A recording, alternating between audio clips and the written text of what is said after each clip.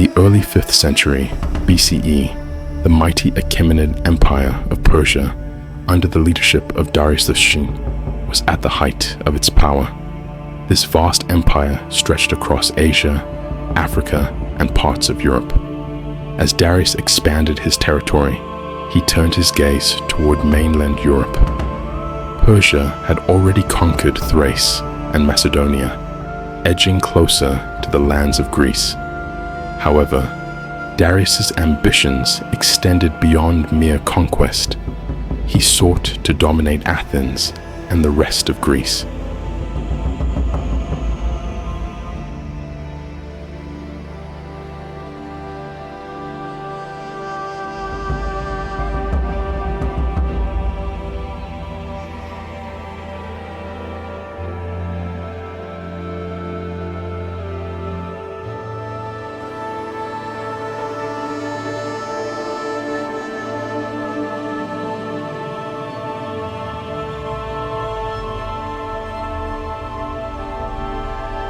Historians have long debated the reasons behind Persia's desire to subjugate Greece. Some suggest Darius aimed to boost his prestige and assert dominance over rebel states on the empire's western frontiers.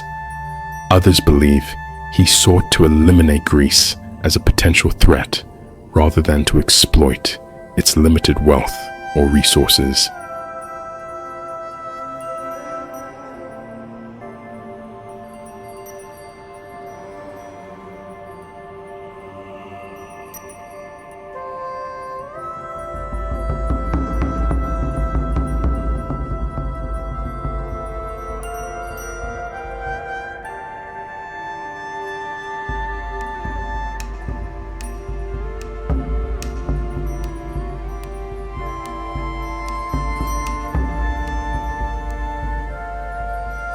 In 491 BCE, Darius sent emissaries to Greece with a simple but bold demand: submission to Persian rule. The response was anything but compliant. The Greeks, renowned for their fierce independence, executed the envoys and formed a defensive alliance between Athens and Sparta. This act of defiance set the stage for a historic conflict.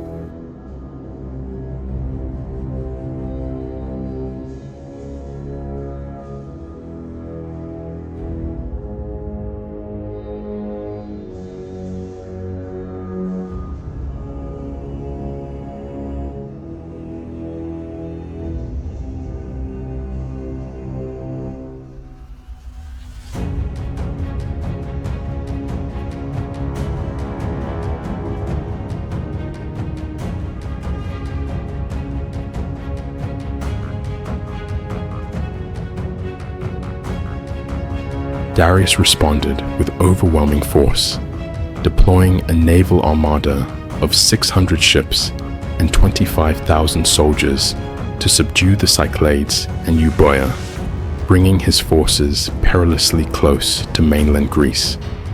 The Athenians, leading the Greek forces, faced the Persians in the famous Battle of Marathon in 490 BCE. Against all odds, the Greeks emerged victorious. Yet this triumph marked only the beginning of a prolonged struggle.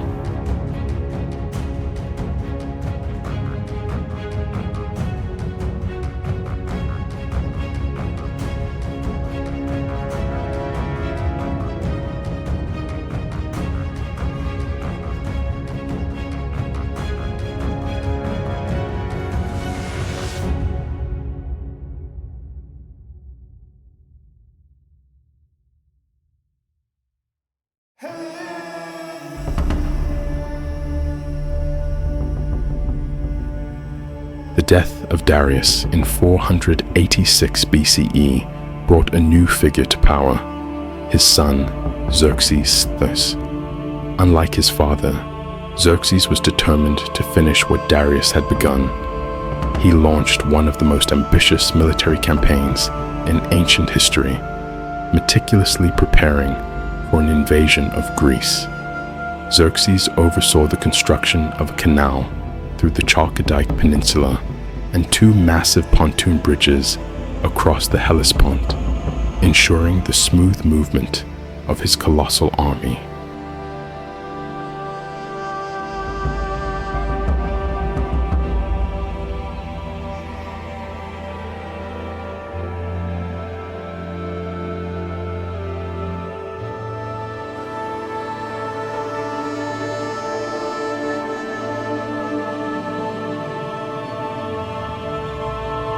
As rumors of Persia's preparations reached Greece, fear spread among the city-states. The oracle at Delphi even advised the Athenians to flee to the ends of the earth. Despite the looming threat, the Greeks rallied. Athens and Sparta, often rivals, joined forces to defend their homeland.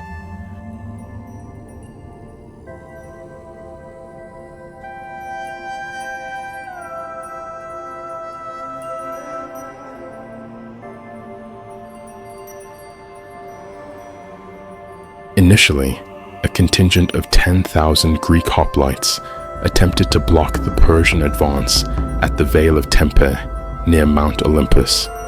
However, upon learning of the Persian army's immense size, they withdrew, leaving the narrow pass at Thermopylae as the next defensive line.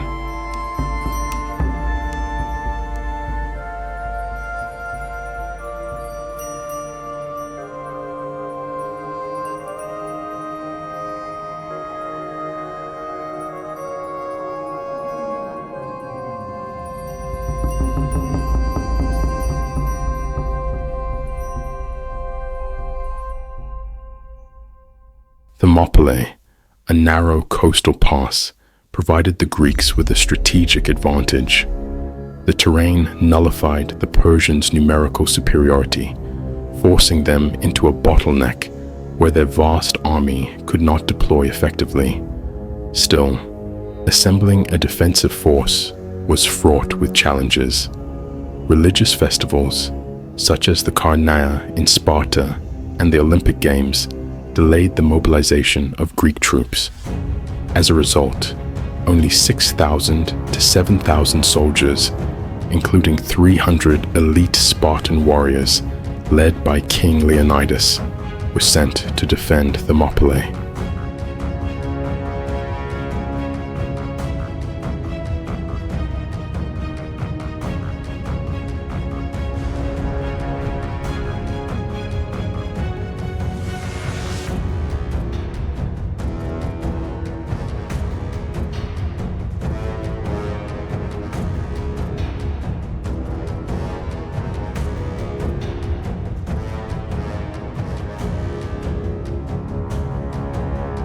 Leonidas's Spartans were not just any soldiers. They were part of an elite corps chosen for their skill and bravery, with each warrior required to have a male heir. Alongside the Spartans were contingents from other Greek city-states, including 700 Thespians, 1,000 Phocians, and 400 Thebans.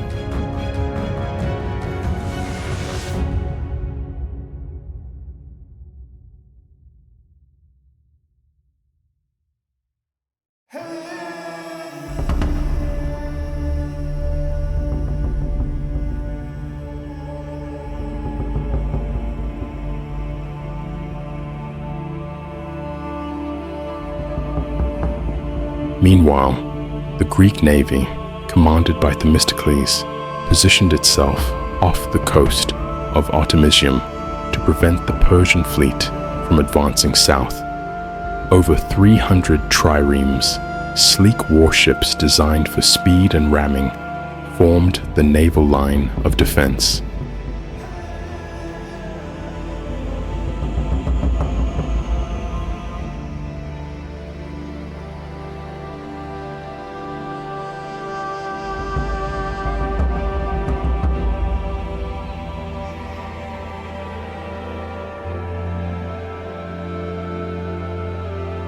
When Xerxes' massive army arrived at Thermopylae in the summer of 480 BCE, he expected the Greeks to surrender. For 4 days, he waited for their retreat.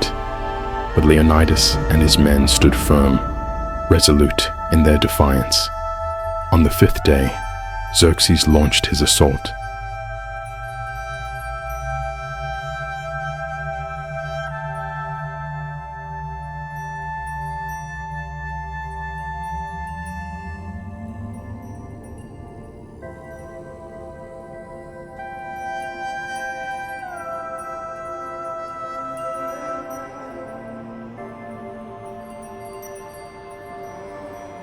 The Persian forces, including archers and cavalry, were ill-suited to the narrow terrain. Greek hoplites, armed with long spears and heavy shields, fought in tightly packed phalanx formations, repelling wave after wave of Persian attacks. Even the elite Persian unit known as the Immortals, famed for their discipline and skill, failed to break the Greek lines.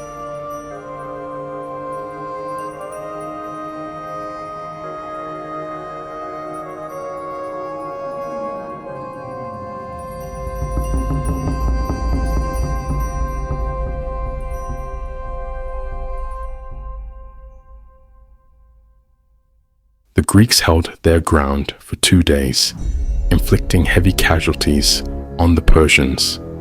However, the tide turned when a Greek traitor, Ephialtes, revealed a hidden mountain path that bypassed the narrow pass. Using this route, Persian forces, led by the Immortals, encircled the Greek defenders.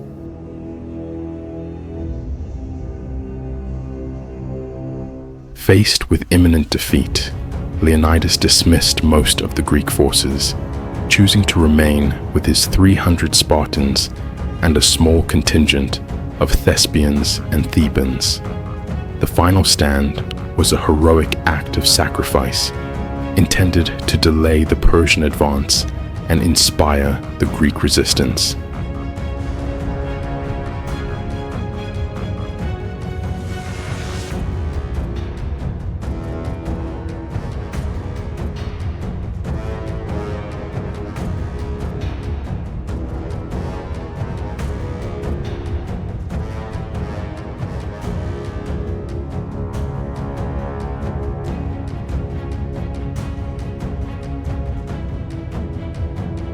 On the 3rd day, the remaining Greeks fought valiantly, even as their weapons broke and their numbers dwindled. Leonidas was killed, and his men rallied to recover his body. Despite their bravery, the defenders were overwhelmed.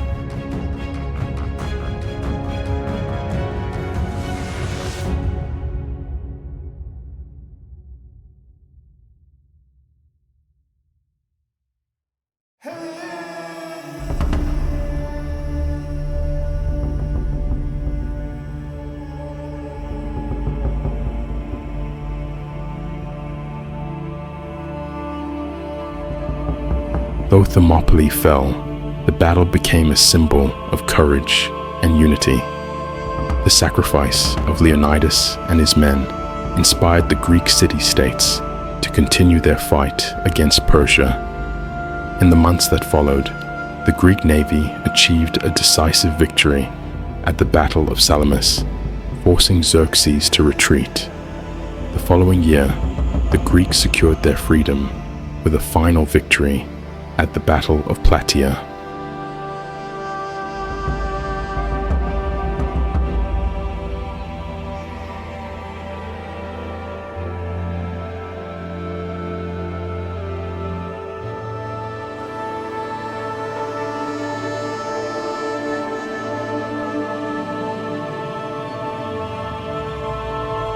The Persian Wars, though brutal, showcased the resilience and determination of the Greek people. Their triumph over the mightiest empire of the time ensured the survival of their culture, shaping the course of Western civilization. Thermopylae, in particular, remains a testament to the power of unity and sacrifice in the face of overwhelming odds.